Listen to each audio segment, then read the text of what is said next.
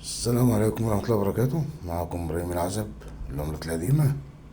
إن شاء الله النهاردة أجيب لكم عملة من العملات اللي هي برضو ماسكة سعر كويس وقيمتها عالية. وهعرفكم النهاردة إن شاء الله أنهي واحدة في الاتنين دول اللي هي ماسكة سعر كويس. الاتنين 2 مليم. تمام. هنبدأ بالعملة اللي هي الصغيرة، اللي هي العملة دي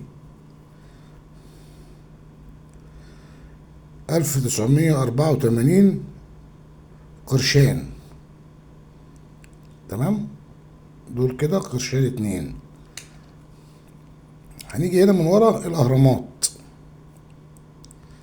هنا الأهرامات، يبقى أنا عندي العملة الأهرامات قرشان 1404. تمام. هجري ميلادي 1984. 2 قرش نحاس. تمام. هنيجي هنا للعملة التانية قرشان برضو 1980 1400.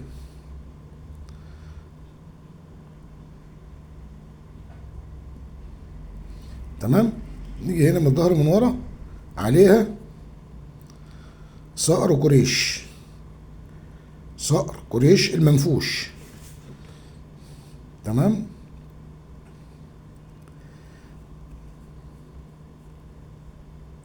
يا جماعة 1980، هنا 1400 قرشان. دي عليها صقر قريش، ده هو اللي من ورا ده اهو. ودي عليها الاهرامات اهو.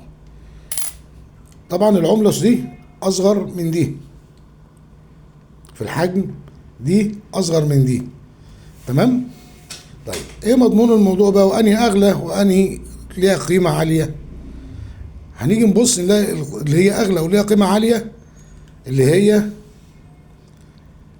صقر قريش. ليه؟ لان دي اولا تاريخها قديم،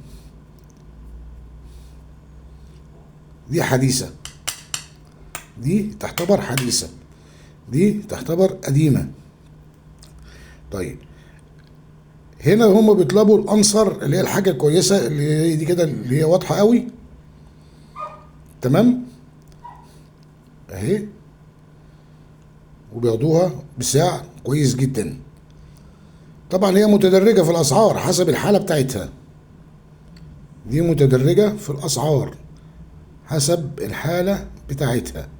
دي نقول حالتها انصر. يعني ايه انصر؟ يعني حالة بنكية، بس طبعا هي مش انصر، يعني هي دلوقتي نقوله 80%.